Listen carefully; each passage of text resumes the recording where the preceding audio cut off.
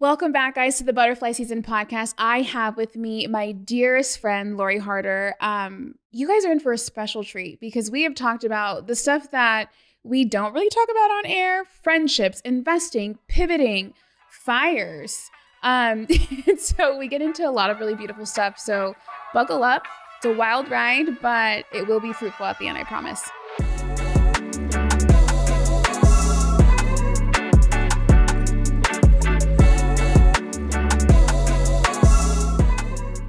I do want to continue the conversation around jeans, though. Okay. So we were talking about low-rise jeans. Mm-hmm. I couldn't do them because my crack would come out. Right. And then high-waisted jeans, I love that, right? But you're like, I can't do that because I just look straight. Yes.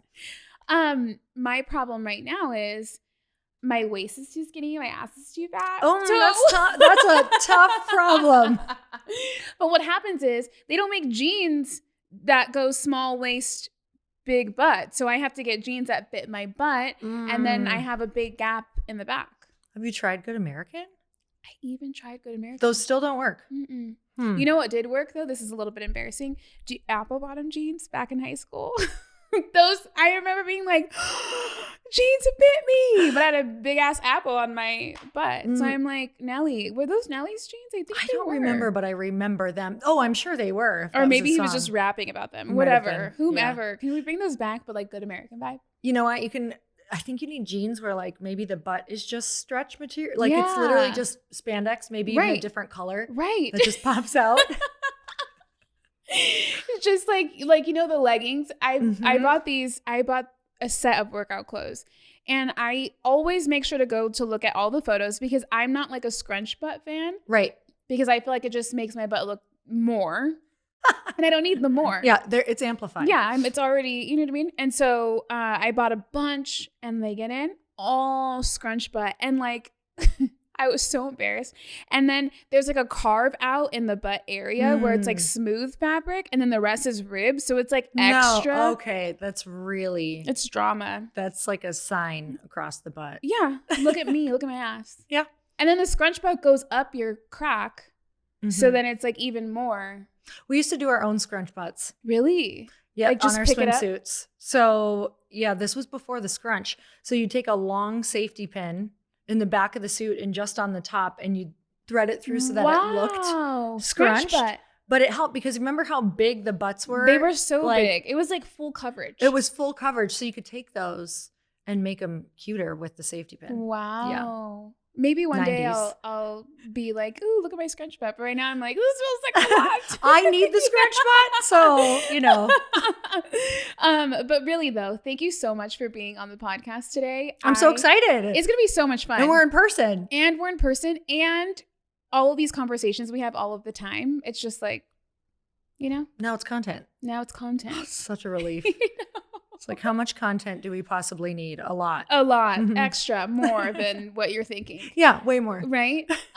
So I want to talk about this Butterfly Season podcast, my journey, which you know, and you were there in the thick of it, helped me guide through. I think the very first time I even used the word Butterfly Season was in a group chat with me, you, and Lindsay. And we were all just like hurricane status. Like everything was just crazy. And I remember saying like, I just feel like I'm a cocoon and I just can't wait till butterfly season. And this is like before I shut down the agency, it was just so much chaos and craziness. And I feel like right now we're in butterfly seasons. Talk to me about your cocoon season of your most recent cocoon season. You know, and I remember that so clearly, actually, Aisha, and we were talking about it at Powerhouse, and it actually was butterfly season.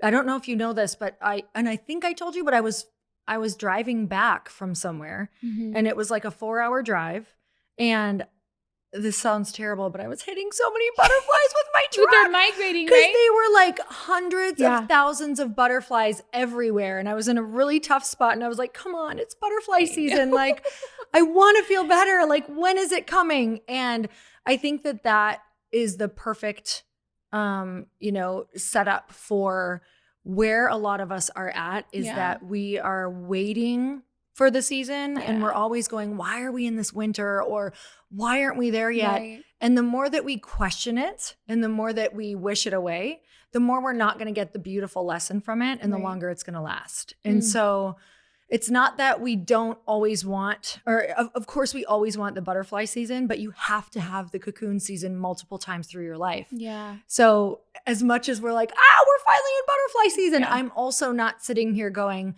and I'm never going to go back to that, Right. because there is so much richness in that. It's like that is when you're, the cocoon is like nourishing you. It's protecting you from the outside world while you grow into this next phase. Wow. And so it's like winter, a lot of times we want to wish winter away, but there is so much rest that's happening underneath that gray and that snow that we can't see.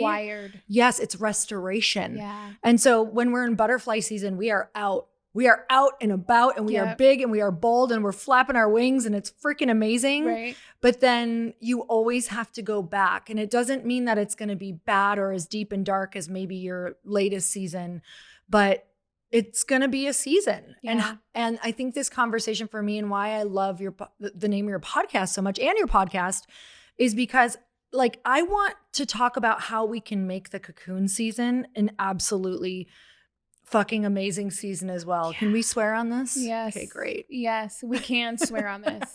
And we can pinky swear on making sure great. that the cocoon season is great. And it's such a, it isn't a like, I don't know, PR around cocoon season, like just helping people understand. And I know that I'm saying this with like hindsight eyes.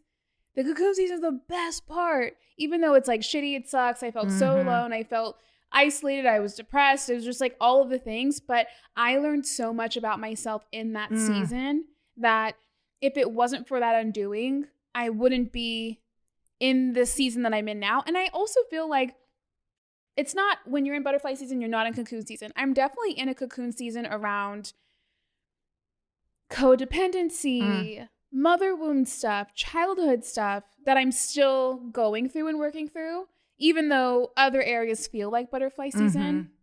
Do you have a time where you feel like you were dual seasons? Yeah, I think always. Yeah. I think always. I think when I feel like I'm in full cocoon season is when my confidence gets really rocked. But I can still have I can still be out in the world and feeling really good while other things in my life are not. Yeah. I think every day there exists good and bad. I've heard it say when everything's going right, there's still always left. Yeah. Like always, always, always. So they exist on a daily basis. And if we measure a good day by nothing going wrong, you'll never have a good day. So I always think about how our job, especially as, founders, CEOs, any leadership, I don't care if you don't think you're a leader, you're leading someone in your life. Right. And so your job is to always be putting out fires. Yeah. It's not a bad thing, because the fire is what makes you grow.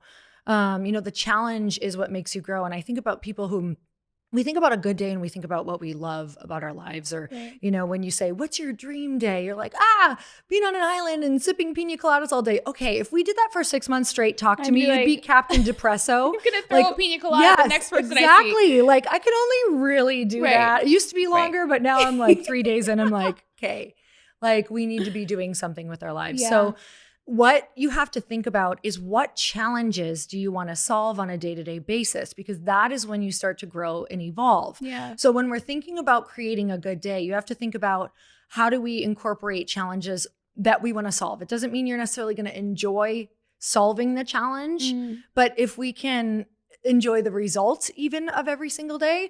So what do you want to be doing when some people look at, some people's jobs and say, I want to be her. I want to run that company. Okay, well, let's really look at the challenges that particular position has to solve. Right. Are you, if you're CEO or you want to run a company, do you want to be having hard conversations with employees every day? Yeah. Like if that sounds like something that would help you grow, awesome. If it sounds like something you absolutely want to avoid, maybe choose a different challenge. Yeah.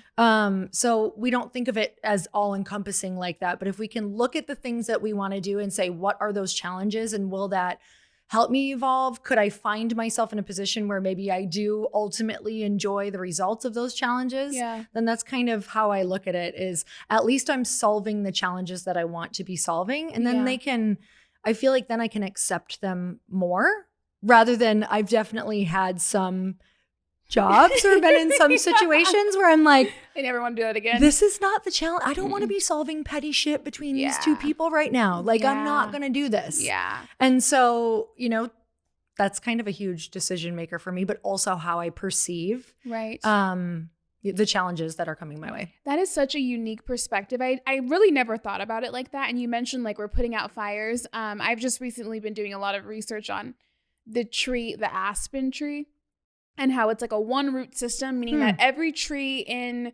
the, forest, hills, mountains, that is an aspen tree. There's other trees too, but it's a one root system. They are all connected by one root. Wow.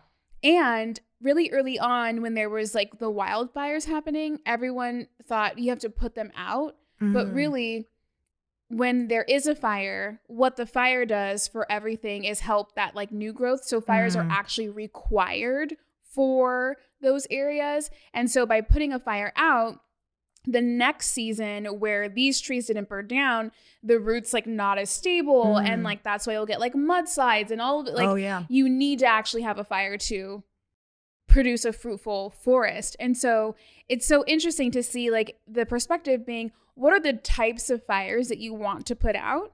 And then constructing your life around that. I think when we think butterfly season, people are like, oh, when it's easy and there's no problems and everything's just abundant and, X, Y, and Z. But really it's like, no, that's also not true. And the perspective shift changes the severity, I guess, that maybe you experience things. I love that about the fire, because I think about fire a lot, meaning I'm not a pyro or anything, but fire in terms of fire burns away the old you for restoration and like renewal of who you're coming to be. And I use this analogy of this, like, I'm going to share the story that I use. I've made this story up. So sometimes it's different. It's different every time. Okay. So have you ever like seen a glass blower or a glass blower shop? Okay. So if you are, so there's this little water pitcher. It's on the shelf and it has a personality. Yes. And every single day it's watching pitchers bigger than itself be made. And so it starts begging the glass blower to be bigger. Like, it's like, I want to hold more. Yeah. I have more capacity than this. Why did you make me so small? Yeah. And the glass blower says, okay, well, I can make you bigger, but I have to put you back in the fire. Yes. It's the only way that you can hold more. It's the only way your capacity grows is if I keep you in there. It's going to be hot. It's going to be uncomfortable. It's going to suck.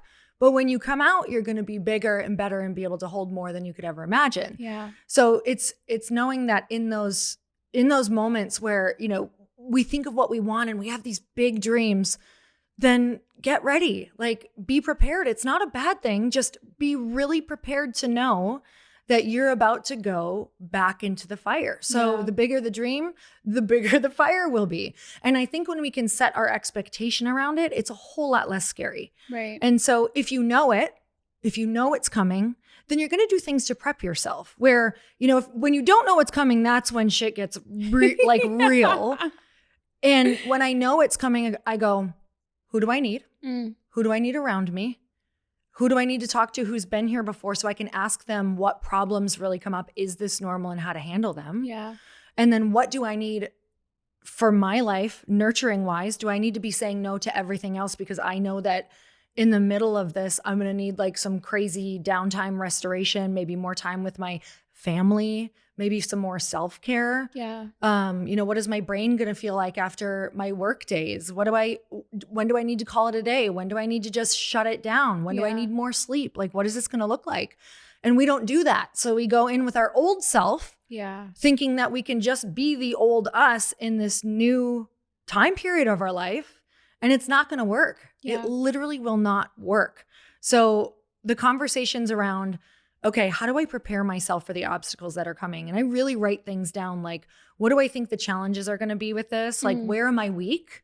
Where are my weaknesses? So how can I support those weaknesses? Because for me, I can get really, really burnt out quickly on things that are very tactical or things that are very left-brained because I'm really right-brained. So on left-brain days, I'm not booking anything creative because I'm going to feel like a loser that day if I try to get creative after a left brain day. And now these are the things that might sound like, well, duh, or is it really that big of a deal? But yes, I was booking all of these different things and feeling so like upset about what I was accomplishing, not realizing, hey, get to know yourself a little better and set yourself up for success. Right. Because over and over and over in my life, I was setting myself up for failure in my schedule. And so what do you feel like at the end of a day where that's how you feel? Defeated. So it's like knowing yourself in these areas at the end of the week goes, oh, I felt really good this week. Like I actually got stuff done that I needed to get done. Yeah. Do you cycle sync? What is that? Oh, with my cycle. Yeah. You're like, oh yeah, I was love like, is cycling. that a new workout? I literally pictured a cycle in a kitchen. Like a Peloton. Like, is this new? So you ride your Peloton in the kitchen next to your sink. This is amazing. So the reason why I say that is because I tried it out. Yeah. And it has been life-changing, and it really sets me up for success. So like when I'm on my cycle, I do nothing, literally nothing. Yeah. Like anything that I want to do on that day. But if there is literally no meetings, no anything, no workouts, I thought that, if I take a week off of working out, it's going to be so bad. It's not going to be. I come back that next week like ready to go. Yeah, and I can absolutely see that for sure. It sets myself up for success. Anyways, I thought about that when you said setting yourself up for success in your schedule.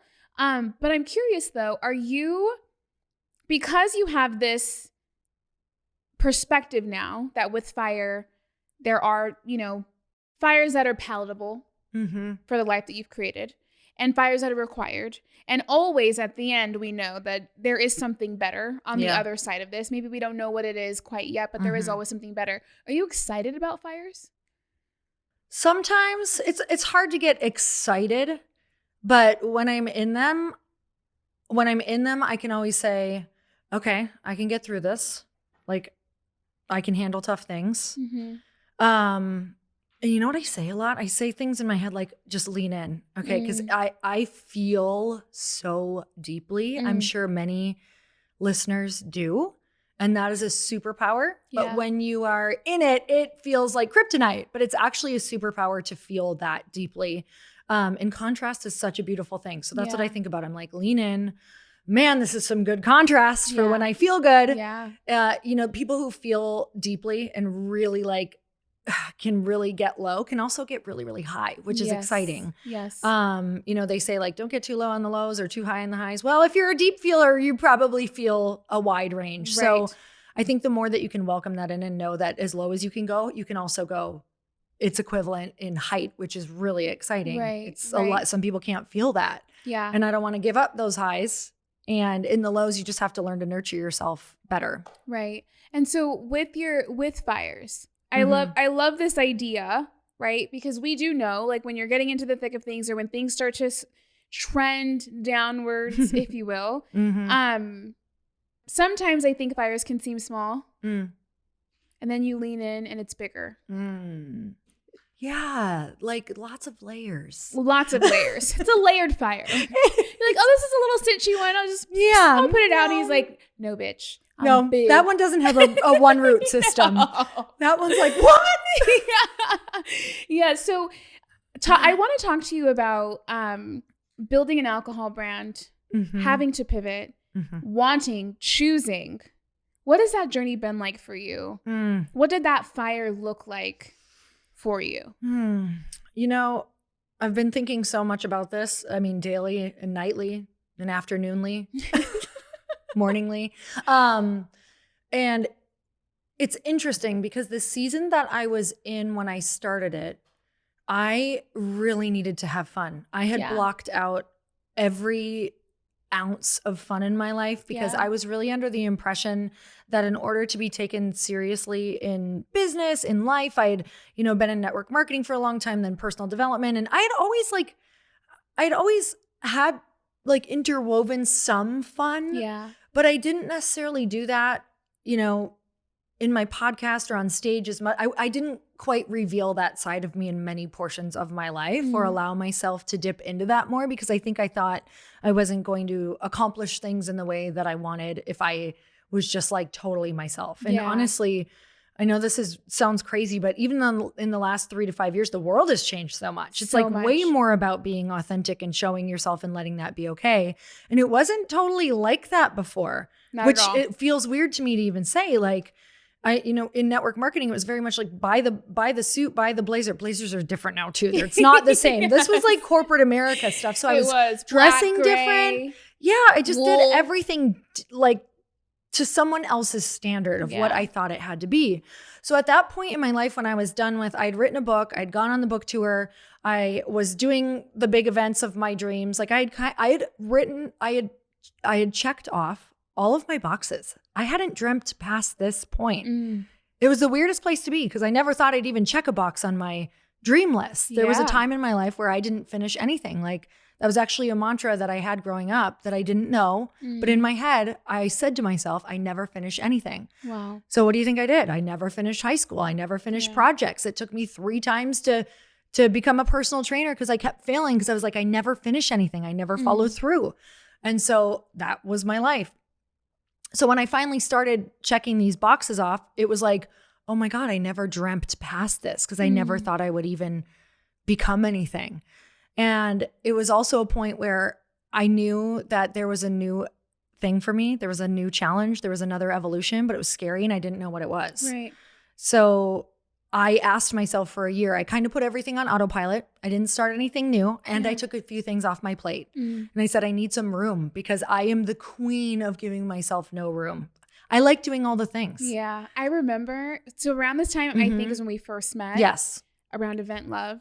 Yep. And we would just casually talk on Zoom. Like it was mostly business, but there would be like some, oh, how are you? How are things? What's going on in your life? And I remember you saying, I'm in a no season right now. I'm saying no to everything. And I was in a season of life where, and a stage of entrepreneurship where like I couldn't even fathom saying no to people. So I just got done with my yes season for 8, maybe 10 years of yes. And I just thought that I had to say yes to everything or I would miss out on everything. Yeah. And yes seasons are really important, but they also need to stop at a certain point. It was like, I just remember about 5 years of my life feeling so resentful of everyone around me. It didn't matter who you were. I was resentful because I was saying, it didn't even matter if I wasn't saying yes to you. Yeah. I was upset because even if you were someone I would have wanted to say yes to, all of the other yeses made you feel like another obligation. And so nobody that was in my life was wrong except for me. Wow. Me saying yes to all of them. So I couldn't even tell what was good and what was bad because it all felt bad. Yeah. So that was a really weird place where I thought I didn't even like being around people for a while. Wow. I was like, I just can't anymore. But that's just like I'm like literally like a mind fuck. I'm like, wait, what? You're in yes season, but then all of the yeses made you resentful for all of the yeses. All of the yeses, even the good ones. And you didn't even know what you liked or who you liked. Yeah. It was And really the intention going into it is like, oh, this is going to, be a great season of just doing all of the things. But all of those yeses block out your one single important yes to yourself and your highest calling and your highest purpose. And you can't even hear it. Like you cannot even hear yourself because there was no space. And so I gave myself that year of like, no, and just kind of like, what businesses do I need to keep online? Yeah. And I asked myself this question. If I had all the time, all the money, and all of the network that I needed, like anything and everything, what would I be doing? What sounds fun? Yeah. And so I led with fun because that truly is my North Star. Like if you looked at all of my charts and everything, right? Yeah. It's like, do what feels most high energy to you and most fun. And you won't even have to do all the things. Like they will come, everything will come to you. Well, that's the season I'm in now, is now I'm seeing that. Like you can't miss an opportunity that's for you as long as you're giving yourself the space that you need to get it. And people will say you won't ever miss an opportunity that's for you. But if you're crowding it out, you will. Yeah. If you're crowding it out, you will, because you won't be able to tell, you won't be able to sense it. Right. You won't tell when your energy is high or when it's low just from being overworked and overbooked. Yeah. So, because that's just a constant energy of busyness, and you can't tell what you like and what you don't because you're tired, and it's just another obligation. Right. So at that point in my life, the message started coming through that was like, just fun. I don't know, anything fun. And so what felt opposite to me and celebratory was alcohol or non-alcoholic drinks. I was like, I love beverages. I love this. I was very excited about it. Yeah. And now I can see it was vital for me to start there because that's where my energy was highest and most excited. So looking back, I don't think I would have been able to raise the money without that energy because people weren't buying. They weren't investing because of the product. They were investing around my excitement and vision for the product. And the vision for the product has not changed at all. So even though we're in a new vehicle, the vision and energy around it is still the same, if not a million times higher, because now I think the vehicle is even better to bring the message forth. And that message is connection. That message is showing women that they can do and create and have anything that they want and that other women will support them in the vision monetarily as well, not just energetically, but monetarily. So what has that looked like? It has been the most emotional up and down of my entire life, which any good journey will be. I learned I need to support myself a lot better in like the dark times. And now I do. And so I can honestly say, I don't think I'll ever have a period around business, or maybe even life, because I learned so much around it, that will ever be that dark again for that long of a period.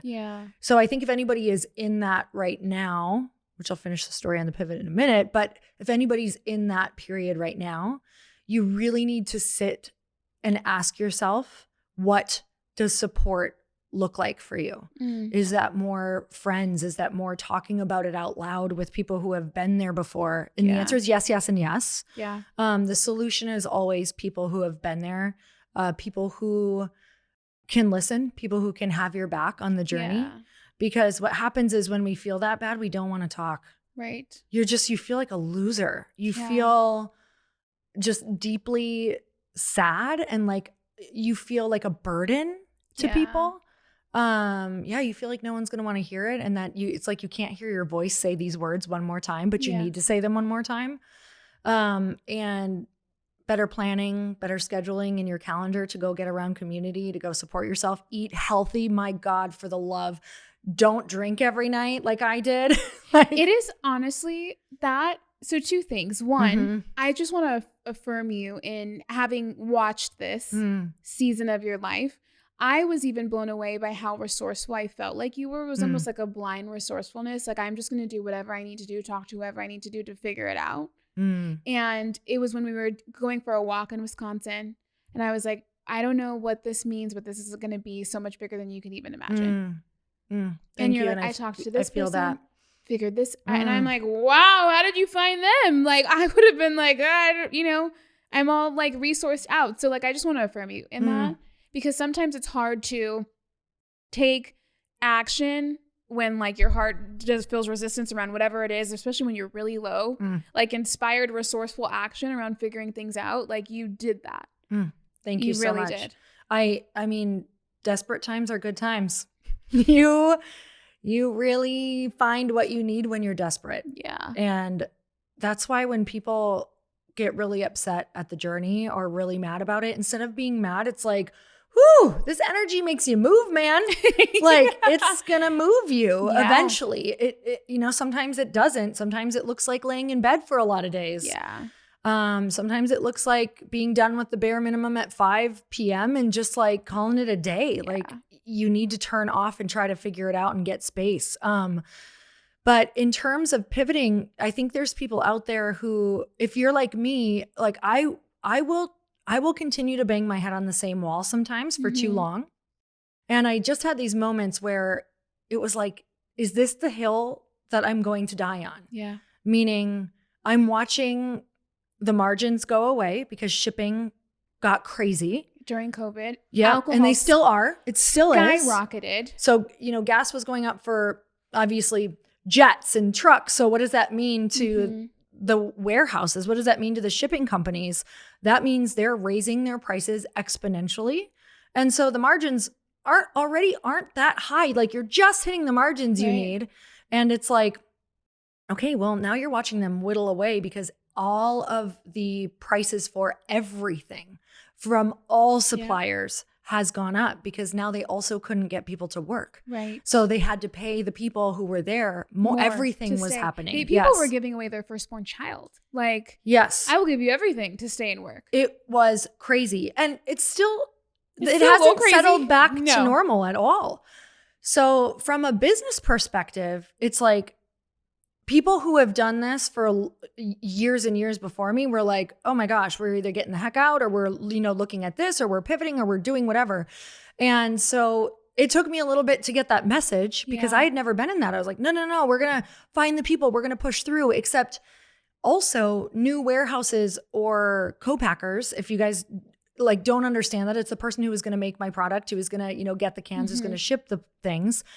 Those aren't able to be built overnight. So new ones weren't popping up, and people were in line in front of me for like 6 months to a year, and the line was just getting longer. Wow. So by the time I even got to the front of the line, they give you the prices finally. And it was so high that I would have been operating in the red. And I talked to for years, forever to come, most likely, until I got bought out, which is also like, are people going to buy you out with those types of? Right.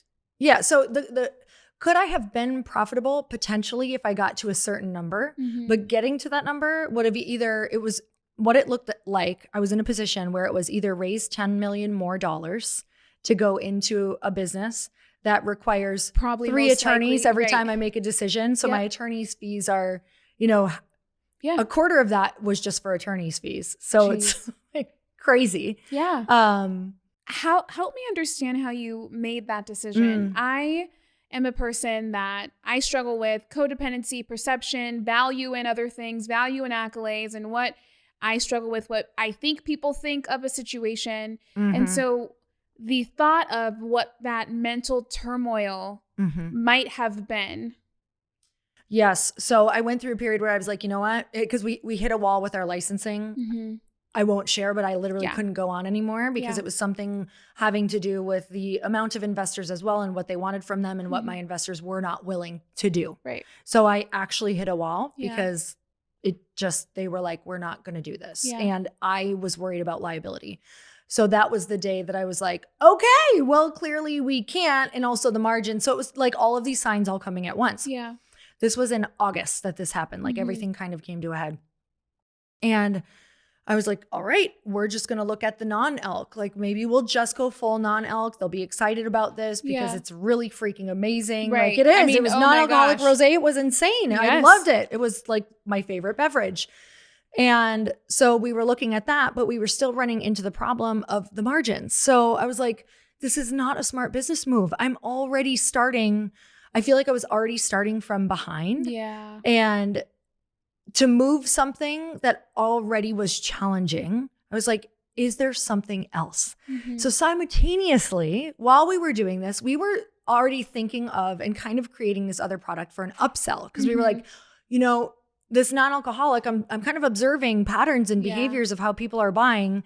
And is this something that's just celebratory or is this going to be an everyday thing? We don't know. We didn't have data or feedback yet, which is really scary. And the world was changing so fast. Yes, so fast. And I was like, am I going to need to go into retail? Because now that's a totally different business model. Right. That's going to cost a lot more money. And I didn't raise enough money to go into retail at this point. So because in retail, you can have your product in retail and there might be 90, 120 day gap before you even get your funds back. So you would have to be sitting on whatever runway you have to be able to continue to operate until you get that money back. And it was also a large play, right? Meaning like I would need so many cans in so many stores in order to be as profitable as we want. And what does that look like to grow? Yeah. And what does it look like to grow fast with exactly what you had said? So I was like, man, I haven't raised enough money to do this model. Yeah. And the team alone that I would need is totally different, right? Because you need people to manage all of those different stores and all of those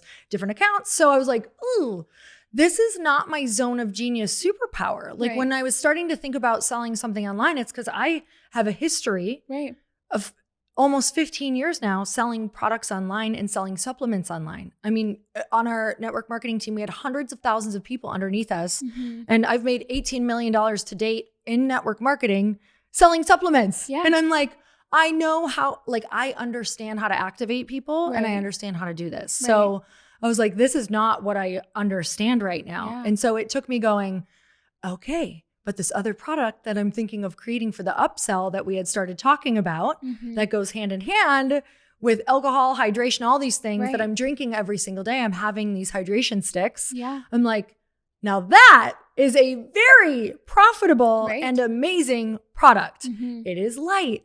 It is something that I use every single day. Yep. It is something that I love.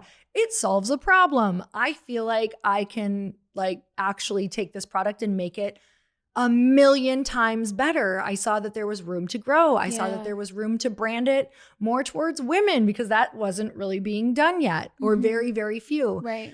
And I also saw a need to add some things to it too, going, okay, this is amazing. We're drinking this, but why wouldn't we knock a few more things out and have people not have to take as many pills? Like, what does it look like to know where the ingredients are from and how good they are? What does it look like to have it look chic on your counter?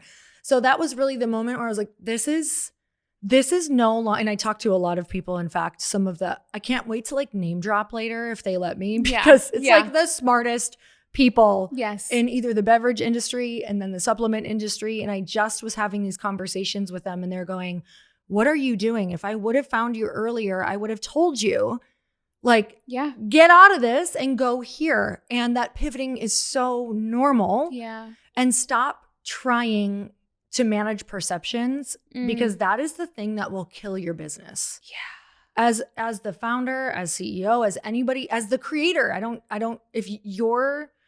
if you're driving the ship, it is your job to turn it around and avoid the iceberg. No matter what people think, if they're like, no, I wanted to be on the ship because we were going to Tahiti. And now that we're not going to Tahiti because of storms and hurricanes, no, I want you to drive through the hurricanes. No, they don't. Right. They literally just wanted to be on the ship and be on the destination and turn the ship, go somewhere else that you can see where it's going to be something that you can, where your zone of genius can actually come out and be fruitful and where your energy is going to be used and in a good place. It doesn't mean that I'm not going to hit hard times with this. I already have, but my energy has been so high because it's in something that I know. It's my zone of genius. It's aligned. It's aligned for my people right now. That was another thing. The world just changed so fast. How people perceive alcohol even right now over the past 3 years is very different. It is so different. Yeah. During COVID, everyone was about it. And then now it's like, It's interesting. And I get it. It's definitely, I don't even want my women to be uploading it every day if that's the culture that they feel they're promoting. Right. Like so that was something that it just all changed so quickly and you need to change quickly. And from now on, I will look at more angles than just, what are people going to think? And I can make this work. Okay. There's I can make this work, but then there's time because that's a huge factor. Margins are your huge factor as well. I think it's important to create something that you're truly passionate about and you know that your people will get behind and that they want as well. And just always checking in with that. Yeah.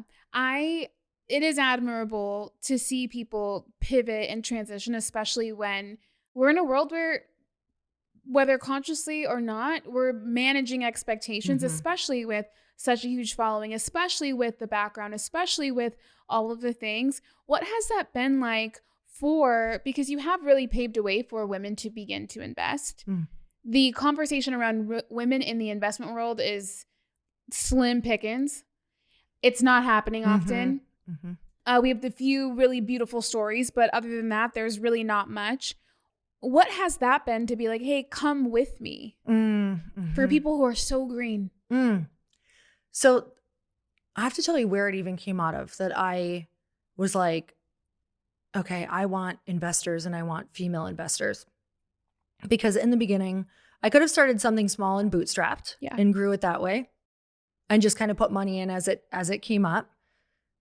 But number one, I felt like the vision was much bigger. Yeah. So I was like, no, let's start with more money. And then number two, and I think my number two is actually my number one, is I just got hit with, an idea that, you know how ideas come and they don't feel like they're you, they just bring you to your knees. I was in my house in Santa Monica and I literally fell to my knees, like fell to my knees and started crying. And these are those moments when you give yourself space and you're thinking about it and you're thinking about it. It was like, I'm supposed to bring all these women with me to show them what's possible, but they can't know what's possible until they do it themselves. Right. And so I was also thinking, this is like the blind leading the blind, God. Why did you give me this vision? Like I'm supposed to raise money and bring these women with me, but I've never done it. And I had the money story in my head of I'm bad with numbers. I didn't graduate high school. How am I ever going to talk to people about numbers? Like you have to talk numbers, right? If you're raising money. True, not true. True, you'll learn, you'll figure it out. You'll learn the numbers that you need to know. And you can also have advisors on your call. You can have different people who can help you on your call. You can have your attorney on your call. You can have somebody who works with you in your company, your CFO on the call. You can have whomever to help you through it. So you can have all of that support as you do it. So I just want to add that. But as far as having women investors, that was my moment of, wait, these conversations are not happening. Happened at a dinner one time. Multiple times, actually. I was going to dinner with my husband and his friends in LA. He'd always just invite me along. And I guess some people would say no, but I was like, hell yes, I'm going with all your guy friends who have sold their companies for, one of them $300 million, hundreds of millions of dollars, maybe $30 million. Like it was crazy. Just all of these different people who had sold companies, or they invested and had been a part of all of these different companies that had sold, or they had all been investing in a ton of companies. Yeah. You see the theme. Yes. So I'm at these dinners listening to these conversations. And at the first ones, I was kind of like, this is Greek. And I'd kind of zone out. And then I thought, if I want to be able to do this and make this kind of money, because I had in my life made really good money, but I did not make the kind of money where it was like, you have what company? Yeah, let's do this. Let me like invest something big. Right. Oh, I love this idea, Aisha. You want to do what? Here's the money. This is, and here's what I would love to be a part of it in this way. And this is what it could look like. That is my big dream. That is like the thing that just drives me. I cannot wait to be like, that's an amazing idea. Let's go. And here's the money for it. Yeah. And so to get that kind of money, you need to learn how to invest. And you need to also, if you want to start a company or sell a company. So I started listening. I started tuning in and going, my girlfriends are not having these conversations. Right. And so the only way for me to be able to have these conversations and for me to sell a company is to obviously start one. Yeah. Dang it. You're like, wait, there's no other way? And so I really started thinking, what does this structure look like? And I called one of the guys who was at dinner. And I said, hey, would you be willing to help me with this? Like, would you kind of mentor me through this? I want to raise money, but here are all my fears. And I listed them out, and he's like, great. There's tons of guys who do this all the time and they don't know shit. I was like, great, this is awesome.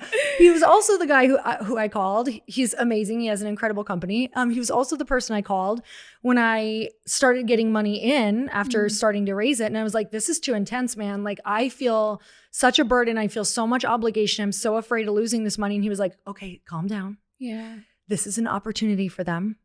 They already know. You already told them that most startups fail. Only 2% succeed. Like most startups fail. Every single phone call I was on, I gave myself the permission to tell them something that made me feel free to be able to ask for money. And that was, are you aware most startups fail? Yeah. Yes. Okay. You still want to invest knowing this? Okay, great. Right. That gave me permission to say, okay, we're good. I told you. Right. Like, this is what it's going to look like, but I'm going to give it everything that I possibly can. Right. So with that said, he was like, Lori, you already told them. You're giving them a huge opportunity. This is your time, sweat, money, tears, sleepless nights for the next 2 to 15 years. Right. So they put the money in. They get to go about their day, and they can have some hope, and they can have some wins, and they can be on this journey with you and see what it looks like to do this. And I was like, all right. I had to have him tell me that like 10 more times though, because it got heavier, especially as a woman. This is a conversation we're having a lot in groups of women who've raised money. It's intense. Yeah. It feels, I don't care if you've raised $10,000 or $10 million, or like someone I talked to the other day, $18 million. No, sorry, $118 million. Let's just put that 100 on there. It is, you have to keep going back to what you're doing and the vision, and also knowing they invested in you, knowing those percents. Like, right. this is what it can look like. Right. And I think that women who are doing this or who want to do it have to have these conversations together all the time to free themselves up. Because as a founder, CEO, or visionary or leader of anything in a company, you have to be free and not have those shackles to get the visions, ideas, and clarity that you need to carry this company to where it needs to go. Right. And if you're feeling guilty, if you're feeling scared, if you're coming from a place of lack, if you're coming from a place of worrying what they're thinking every day, let me tell you what's not coming. Yeah. Anything good, any sort of energy that's going to carry you through, it's going to be heavy. Yeah. It's going to feel, you want to know what it feels like? It felt like all 54 women were on my back, literally. And they didn't feel that way is the thing. They don't feel that way. Yeah. And so there's so much in between there that I want to share, but I feel like we need a part 2 to even talk about how to cope with that. Yeah. But yes. So talk to me about what the fires look like now. Manageable fires now. We've pivoted into something that I just can't wait until we get the green light to scream to the rooftops about every aspect of it all. I got chills when you first shared with me packaging, name, vibe. I was like, hold up. I've never seen anything like this. And I'm not just saying that because you're my friend and I love you. It is a vibe. I'm excited. It is a vibe. It is a vibe. It's a whole vibe. So what do challenges look like now? What is the polarity between how things were being done before, maybe cocoon season vibe for what you were going through, but now is entering into butterfly era of it all? Some of the challenges look the same, but it just, I got to be honest, that everything feels lighter because with a physical product, there are still so many other people involved. Yeah. So there is a bit of like holdups on certain things right now. Nothing crazy like there was before, like during they called it the candemic. So we couldn't even get cans for a while because all of the big companies were buying them up. Aluminum shortage. Yes. So they were just buying them up in droves and we were trying to find other people with cans. And like there were like these like black market cans, but you didn't know if they'd hold up.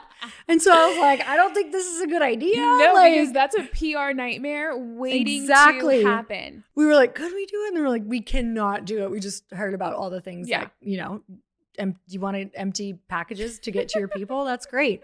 Black market can. There's like a black market for everything. Really Who would have thunk? Black market cans. I know. So, we didn't go that route. But the challenges are just their timeline. It's putting together a team. But it feels better because my energy's better. Yeah. Because I'm more aligned, because the vision feels even more connected because I can fully see it now. So I got the vision up to a point, but what happened that was really interesting is during that kind of dark season, I've never not been able to see visions, meaning what's next, meaning I could meditate and see all the women together gathering. I could see what they're going to get excited about. I could see the messaging for my marketing. That went black for a year. Why do you think that is? I think I was totally not aligned. I think it was literally like, hey, there's no more vision after this. There's no vision after this because you're supposed to pivot it. Wow. And I was just like, no, I'm too much in the tactical. I'm too in the tactical. That's why. And that was part of why. Yeah. But I like lost it. It was gone. Wow. And so the second I pivoted, it was back like in color. So that's crazy. That is crazy. If that is any indication of what is next to come, just let that sink in. Yeah. There's lots of color in this. Yes. It's so exciting. Literally and figuratively. I am so excited. I'm just so grateful to have you on to talk about this whole journey. I mean, it has been a journey and I've watched you, it may not have felt like this in the moment, but go through it in such a beautiful way. And I just want to reflect that back to you. I know it was really hard, but it was like gracefully done. Thank you. I can't imagine going through it not with you. What you guys may not know, or maybe you do know, is that Aisha was one of the very first people when I first had this vision to help me with my deck, help me with branding, help me with the vision and imagery and all the things that helped me raise the money to now have this next company that I know is going to be amazing. But if I couldn't have seen it come to life, and the investors have seen it come to life, I think that would have never happened. I think those visuals, those brand visuals, having you just be like, hey, I'm going to take this and I'm going to bring it. I remember, so you guys, we did this photo shoot in the beginning. My gosh. And I remember walking in, first of all, to your office and seeing that she had wrapped these like cans. We had hijacked some other slim cans. Yes, we hijacked other cans. And I was like, I asked a company, could you put a sticker around this can? He was like, yeah. And I was like, if I sent you the design, you could make this look like this. He was like, yeah, why not? And I'm like, beautiful. Mm-hmm. We had so much fun. We had so much fun. And so what I want people to hear is I do not in the slightest bit feel like any of that was wasted. I was so built. I became the woman who can now carry this vision out through that process. Yeah. And it never would have happened. And it wouldn't have happened without you in the beginning at all. Thank you. Her and I had so many after dinner meetings for hours with branding, with what is this supposed to look like, feel like, who is this? What is this? And you know what? Like so much laughter. So much. And that got me through more than I can tell you. And truly, like just the support and the friendship and the conversation. And it's been just such a fun journey with you. And I'm so excited for this next period. And I'm so excited for what you're doing. Yeah, I'm excited too. I just, with you and business, I'm always like, okay, let's go. Like it's actually really hard for me to not talk business with you. Yeah.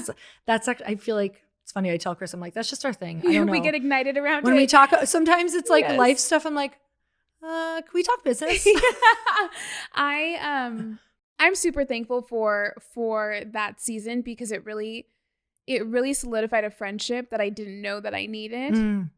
And so I'm just like so grateful for it all. We had so much fun. You showed me, I remember you're like, I have this vision for a photo shoot. Look, and you like moved your Zoom camera onto like, I think you had this like longer like chair where you could put your feet up. Yes. Where waffles used to lay. Yep. And then you're like, okay, look. And I'm sitting and it's like the conference table. You could see the feet. And I'm like, I feel like I could see the vision. And so if you look at some of that old imagery, it's literally exactly that. It is exactly that. Like so much fun. Mm-hmm, yes. Totally. But I love you. I'm so thankful for you for being on the podcast. I'm so thankful for our friendship. And I just know that this is literally only the beginning. Like this is going to be the shit that's in your book. This is the book. This is I just talked to someone, founder of Skin Tea. Her name is Basima. And she said when she's in hard times, she says, this is the Netflix documentary. Yes. This is my Netflix moment. Yep. Without this, I don't get to have a Netflix show. Exactly. I love that. So thank you so much. Thank you. I love this. I love that you're doing this. I love you. I love you too.